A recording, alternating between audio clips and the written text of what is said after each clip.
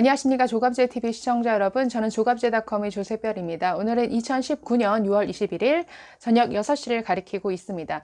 네, 전여옥 전 의원이 문재인 대통령의 딸 문다혜 씨, 그 부부의 해외 이주와 관련해서 각종 의혹을 언급하면서 청와대에 해명을 요구하는 글을 자신의 블로그에 올렸습니다. 이 글 내용이 굉장히 재미있고 지금 좀 화제가 되고 있어서 좀 소개를 해드리려고 합니다. 네, 제목은 문바 1호에 대해 묻지도 말하지도 마라 라는 제목의 글입니다. 네, 여기서 문바 1호는 문다혜 씨를 가리킵니다. 자, 글 전문을 한번 읽어보겠습니다. 자, 문다혜 씨는 대통령 딸입니다. 아버지 선거 운동이 한창일 무렵 선거 동영상에서 이렇게 말했지요. 문바 1호 문다혜입니다. 엄마가 일하면서도 아이를 잘 키울 수 있는 나라를 우리 아빠가 만들어 줄 것이라고 했습니다. 그런데 그 아빠가 대통령이 되고 나서 문바 1호는 요가 강사라는 직업을 갖고 일하는 워킹맘은 이 나라를 떠났습니다. 유학도 아니고 남편 연수도 아닙니다. 청와대는 해외 이주라고 하면서도 교육용은 아니라고, 그 모든 것은 다혜 씨의 사생활이라고 했습니다. 대통령 사위가 아니라도 집 명의를 아내에게 넘겨 세금을 내서 해외로 허겁지겁 튀어버린 것은 사고치고 허겁지겁 튀는 야반도주의 전형적 행태지요. 사위 이름으로 된 재산을 제로로 만들어 놓기 위해 세금을 2번 내는 불이익도 감수했으니까요. 그나마 한국당에서 밥값하는 곽상도 의원이 대통령 사위가 태국 현지 회사에서 이메일 한 통으로 채용이 됐고 또한 딱 3주 취업을 했다고 밝혔습니다. 제보자에 따르면 아들을 국제학교에 입학시키기 위해 아버지 취업 증명서가 필요했던 것 아닌가 의심했습니다. 대통령 딸 부부가 당초 서울교육청에 신고한 국제학교는 동남아의 사립학교로 연간 학비는 2,500만 원. 그러나 문제의 사립학교는 그런 학생은 등록한 적이 없다고 답을 했습니다. 그러니까 대통령 딸 부부는 학교도 허위 신고를 했다는 겁니다. 참으로 이상하죠? 왜 이렇게까지 모든 것을 굳이 가짜 신고를 하면서까지 외국으로 갔을까요? 대체 무슨 이유로? 그리고 실체도 없다고 한 태국 현지 법인에서 뚝딱 취직이 어떻게 가능한 것일까요? 꼬리에 꼬리를 무는 이 의무는 이 나라 국민이 내는 세금으로 연간 7억 원에서 9억 원에 이르는 경호를 받는 대통령 딸 부부는 반드시 해명을 해야 마땅합니다. 그런데 청와대는 대통령 외손자는 정당한 절차를 거쳐서 학교에 다니고 있다. 또 대통령 사위 취업은 탈법이나 불법이 없었다고 했습니다. 그런데 왜 못 밝히는 겁니까?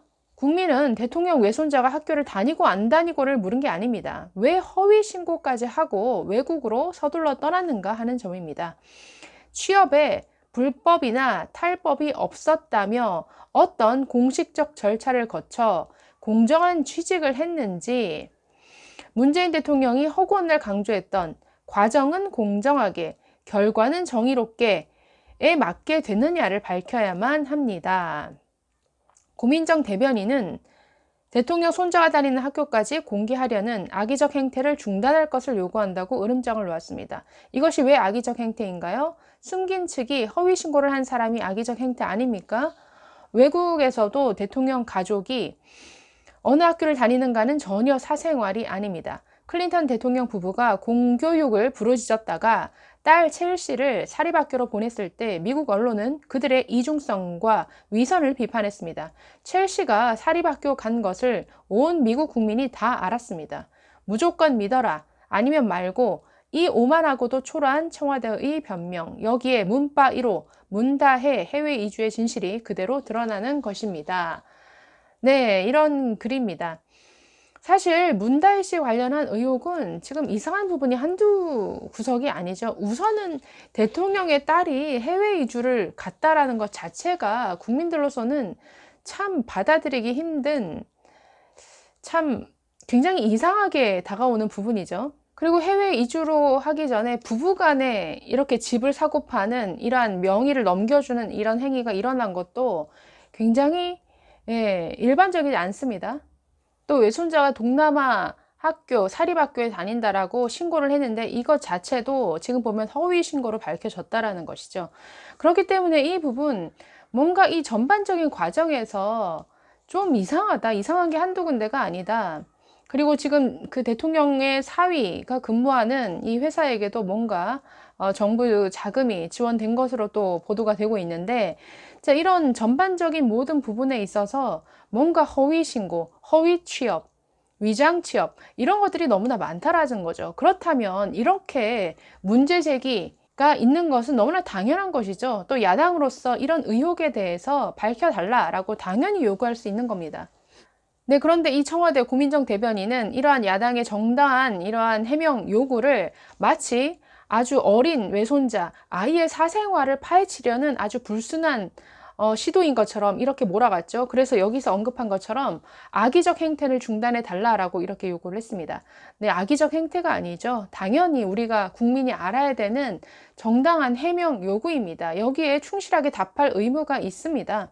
네, 최근 들어서 이 문재인 정부는 자신들에게 불리한 내용에 대해서는 아예 언급을 안 해버리거나 아예 회피해버리는 이러한 행태를 많이 봅니다. 자, 어제 정경두 국방장관이 북한 목선 내려온 것과 관련해서 대국민 사과를 했습니다. 자, 그런데 기자회견, 사과를 발표하는 그 기자회견장에 나와가지고는 1분 30초짜리 아주 짤막한 자신이 써온 사과문만 발표하고 어떤 공개 질의도 받지 않고 그냥 퇴장해 버렸습니다.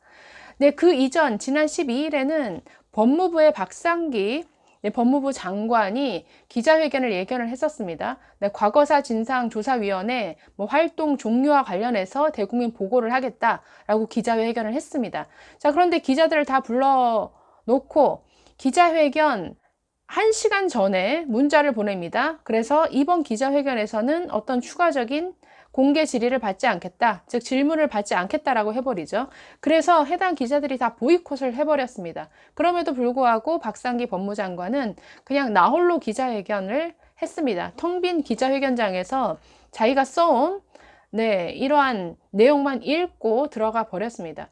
이 문재인 정부의 소통 방식이 이렇다라는 거죠. 뭔가 자신들에게 불리하고 뭔가 공격이 예상되는 사안에 대해서는 그냥 회피해 버립니다.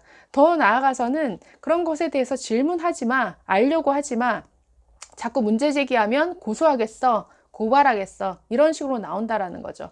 우리가 김태우 전 수사관이나 신재민 씨 전 기재부 그 직원처럼 또 내부 고발자에 대해서 이 문재인 정부가 어떻게 해왔는지를 또 우리가 두고 봤습니다. 자, 이 문다혜 씨 관련한 이 의혹, 지금 문제 제기가 계속되고 있는데 계속 이런 식으로 발끈하면서 숨길 일이 아니죠. 이것에 대해서는 정말 오히려 성인인, 둘 다 성인 아닙니까? 문다혜 씨 그리고 그 사위 둘 다 이 사안에 대해서 충실히 해명할 의무가 있습니다. 네, 감사합니다.